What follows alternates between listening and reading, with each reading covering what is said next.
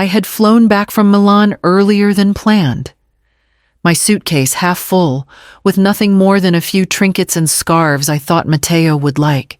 The flight had been long, but I felt a quiet eagerness in my chest.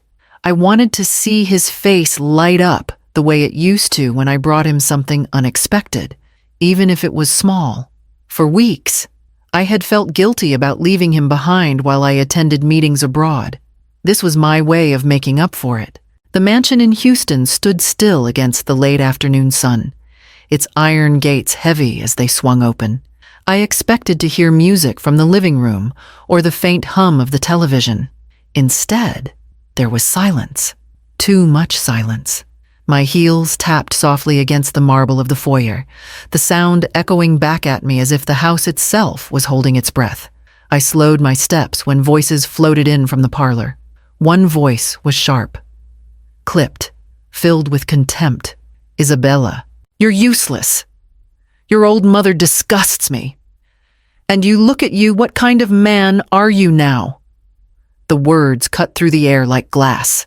I froze, my fingers tightening around the strap of my bag. I leaned closer, peering through the crack in the door. Isabella stood tall in a fitted dress, her arms folded tightly across her chest, her expression cold and unyielding. Across from her, my son sat slumped in his wheelchair, head bowed, his knuckles white where they gripped the armrests. He said nothing. He didn't fight back. The sight hollowed me out, leaving me rooted to the spot. I wanted to burst through the door, to shield him from every venomous word, but my body betrayed me. My feet felt nailed to the marble, my breath caught in my throat. A sudden shift of movement, Isabella turned her head, her eyes narrowing as if she sensed she wasn't alone. I stumbled back into the shadows, pressing against the wall, my heart hammering. A moment later, she snatched her purse and stormed out through the back, her heels striking the floor in cold rhythm until the sound disappeared into silence. I remained hidden, trembling, the weight of her words pressing into my chest. The quiet around me felt heavier than stone as I stepped forward, each breath dragging me closer to the room where my son still sat alone. I steadied my breath before stepping into the room, smoothing the strap of my bag as if I had just arrived without pause. Matteo lifted his head quickly, his eyes rimmed red, though he forced a crooked smile. "Mama, you're back early," he said, tugging at the blanket over his legs. "Just a little dust in my eyes, nothing serious." I nodded gently, pretending to believe him, though my heart clenched at the hollow sound of his voice. I leaned down to kiss his forehead, letting my hand rest a moment on his shoulder. He was trembling, and I willed my touch to steady him. That evening, I prepared dinner as though it were any other night. The clatter of dishes, the smell of roasted chicken, the sound of water running each familiar act felt like armor against the words I had overheard. When the table was set, Isabella emerged, her face lit with a smile too bright, too polished. She kissed me on the cheek, thanked me for the meal, and took her seat as though venom had never passed her lips. We ate together, the three of us, in a silence broken only by the scrape of silverware. I tried to listen to Matteo, but my mind wandered back to every hour I had worked to build this life. Years spent awake long after midnight, nursing accounts, chasing contracts, and stitching together hope so my son could have what I never did. This house, every marble tile and polished surface, was built from my blood. It was my proof of love, my shield against the world. And now I wondered if it had become nothing more than a stage for cruelty. Across the table, Isabella laughed lightly at some remark Matteo tried to make. Her tone was sweet, her hands moving gracefully as she poured him water, but beneath it all, I could still hear the echo of her disdain. I smiled faintly, swallowing the ache in my chest, and told myself to wait. Tonight was not the night to reveal what I knew.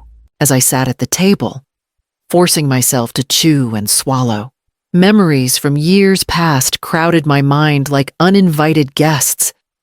I remembered nights spent cleaning offices until my back ached, only to rush to a diner at dawn to serve coffee with a smile. I had lived in worn shoes, patched skirts, and cheap coats so Matteo could have books, tutors, and every chance I never had. Each dollar I saved was tucked away like a sacred offering to the life I wanted him to live. When the mansion finally rose, its white walls and tall windows gleaming in the Texas sun, it wasn't just a house. It was the living proof of decades of sacrifice, my resistance against poverty, my promise that Matteo would never know the hunger and humiliation I once endured. I thought of the day Matteo graduated, his cap crooked on his head as he beamed at me from across the stage. "We did it, Mama," he whispered when he hugged me afterward, his voice thick with pride. Those words had been enough to make every sleepless night worth it. When he met Isabella, I thought my blessings had doubled. She had charm, elegance, and a quick wit that brightened our gatherings. She called me Mama with such warmth that I believed I had finally gained the daughter I once wished for. I taught her recipes from my childhood, shared old stories, and let her hold the heirloom jewelry that had belonged to my own mother. I saw them together. Then Matteo, strong and ambitious. Isabella, radiant and supportive. And I allowed myself to believe that the mansion would not just be a house, but a home filled with laughter and legacy. Now, sitting across from her as she smiled too sweetly, I felt the weight of those years pressing harder against my chest, as if the walls I had built with my sweat were beginning to crack under her disdain. The day of the accident is etched into me like a scar. One phone call shattered the life we had built. A doctor's voice, distant and detached, told me my son had been in a car crash and I needed to come immediately. I remember gripping the steering wheel so tightly my knuckles went white, praying under my breath, bargaining with God to spare him. When I walked into that hospital room and saw Matteo lying still, his legs lifeless beneath the sheets, something inside me collapsed. He tried to speak, but his voice cracked when he whispered, "Mama, I can't feel them." I took his hand and promised him he would never face this alone. At first, Isabella stood by him. She pushed his wheelchair down sterile hallways, helped him through painful therapy sessions, and spoke with soft conviction about their future. One afternoon, she placed a sonogram in my hands, her eyes shining with joy. "Mama, we're having a baby." For the first time since the accident, Matteo smiled without forcing it. I clung to that hope, believing new life would bring healing to what had been broken. I did what I had always done. I gave. I sold one of the apartments I had rented out for years and handed her the money to prepare for the child. I opened the velvet box that held my mother's white gold necklace and pressed it into Isabella's hands. "This is for you." "Hiha, for the baby." She thanked me with tears in her eyes, and I wanted so badly to believe it was genuine. But as weeks turned to months, the warmth drained from her like water through a sieve. Her patience waned. Her sighs grew louder, her absences longer. The smile that once greeted Matteo became a thin line of irritation. She stopped attending therapy sessions, leaving excuses about work or fatigue. I watched the distance grow between them, a space filled with resentment and silence. And each time she looked away from him, it felt as though she was turning her back on everything I had given, everything I had sacrificed. I began to sense that the woman I once called daughter was slowly becoming a stranger in my home. At first, the changes were subtle. Isabella would come home later than usual, claiming she had a client dinner or an event for work. I told myself not to question her fashion-required late nights and endless socializing, or so she said. But the excuses grew frequent, and her eyes no longer lit up when she entered the house. I began hearing her voice through thin walls late at night, hushed and soft in a way I had never heard with Matteo. Sometimes she laughed lightly, almost girlish, and the sound made my stomach twist. When I asked who it was, she waved her hand and said, "Just a colleague. Mama, nothing important." She locked her phone afterward, turning the screen away from me.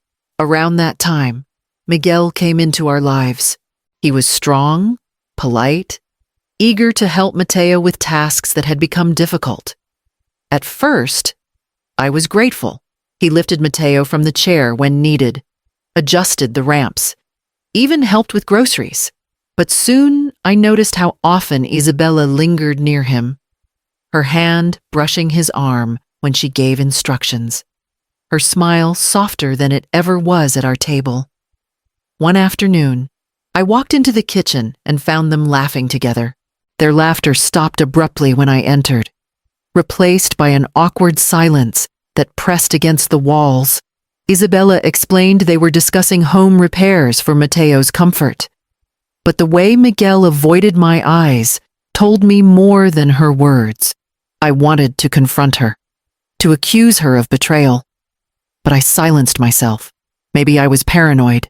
Maybe grief was clouding my judgment.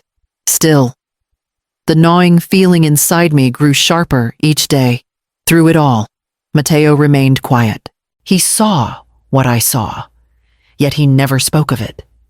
He endured her distance with bowed head and clenched hands, as though his silence was the only shield he had left. It happened almost by accident. I had gone into their room one afternoon to look for Matteo's insurance papers.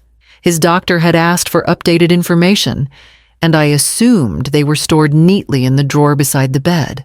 My hands shook as I sifted through envelopes and receipts until one folder, stamped with the hospital's name, caught my eye. I told myself to put it back, that it wasn't mine to open, but something stronger than hesitation pressed me forward.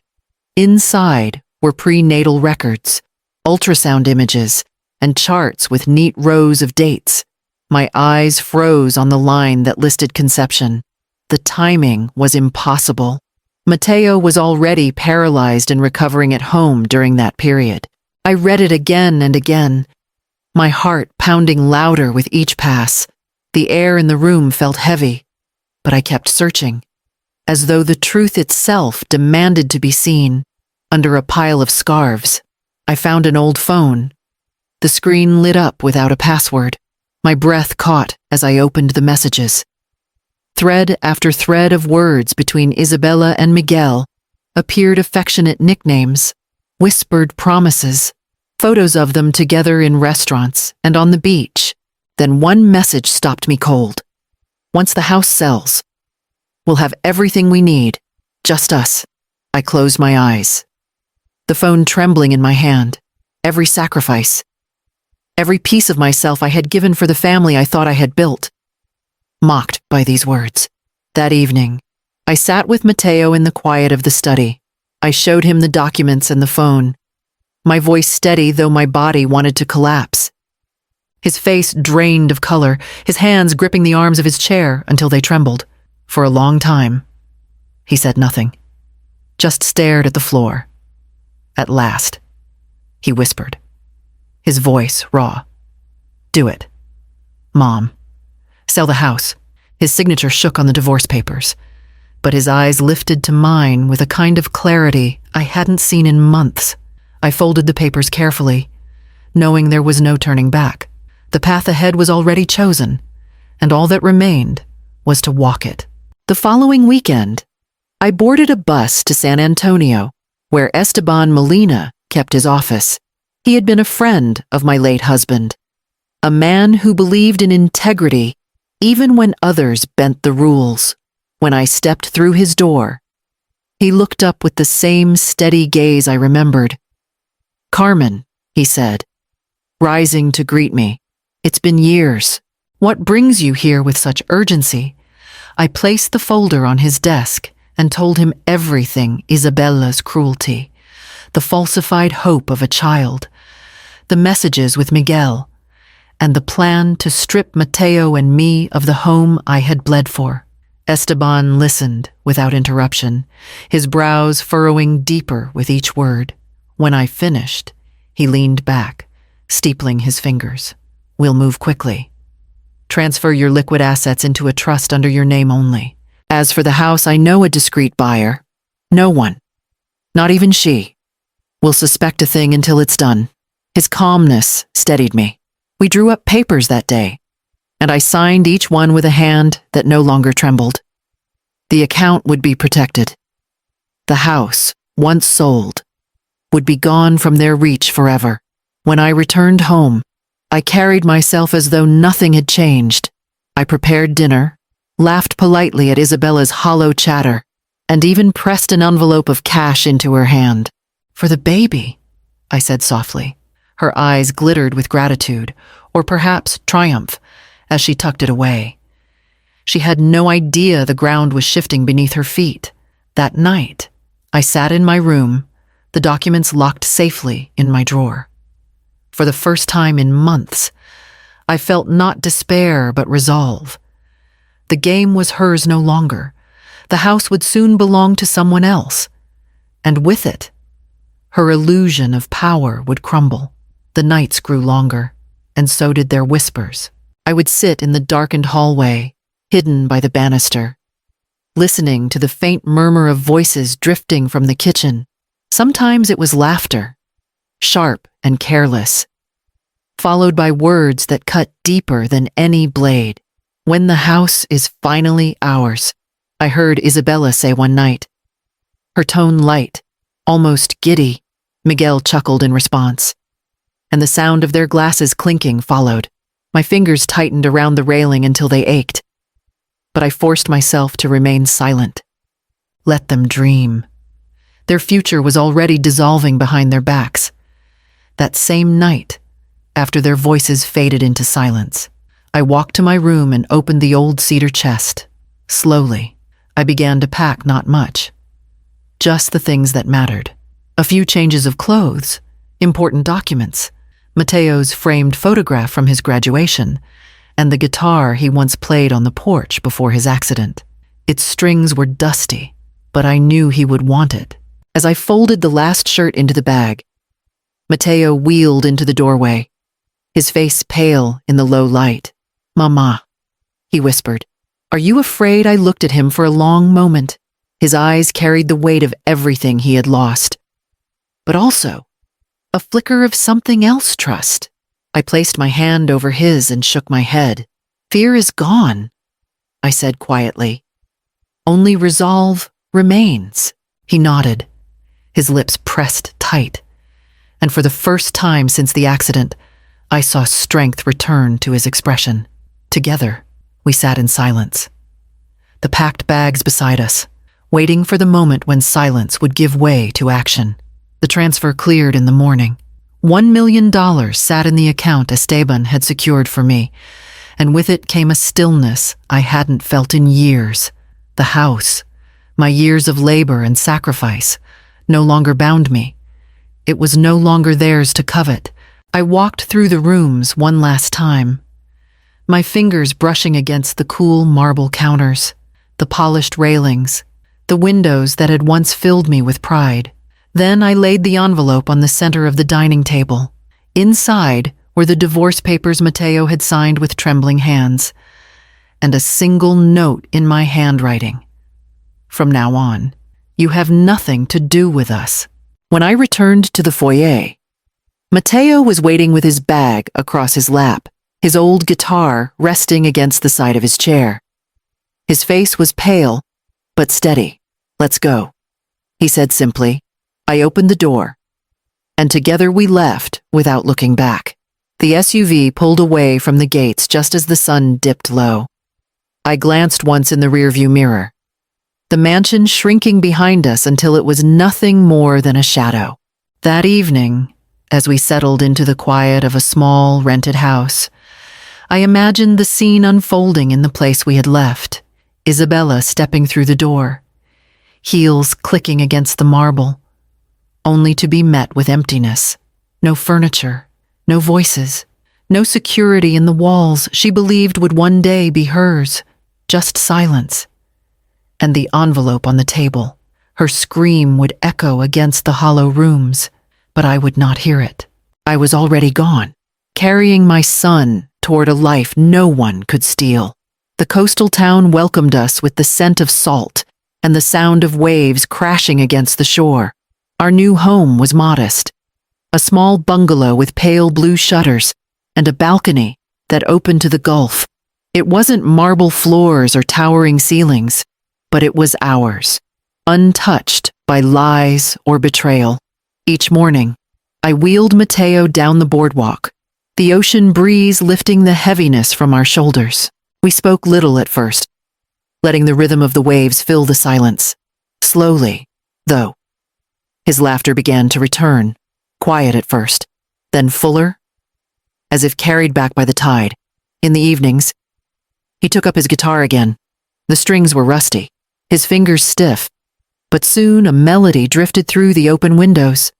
Soft and searching, I would sit beside him, watching the glow return to his face as music pulled him back to himself. For the first time in years, I felt I wasn't only surviving, I was living.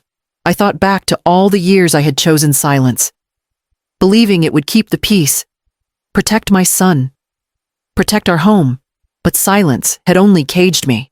It was my choice to act, to take our future back, that set us free. As the sun sank into the horizon, Matteo strummed a familiar tune and looked up at me with a smile that reminded me of the boy he once was. In that moment, I knew the mansion, the money, even the betrayal, all of it had led us here, to a life built not on marble but on dignity. If respect, not blood, defines family, who would truly remain in yours?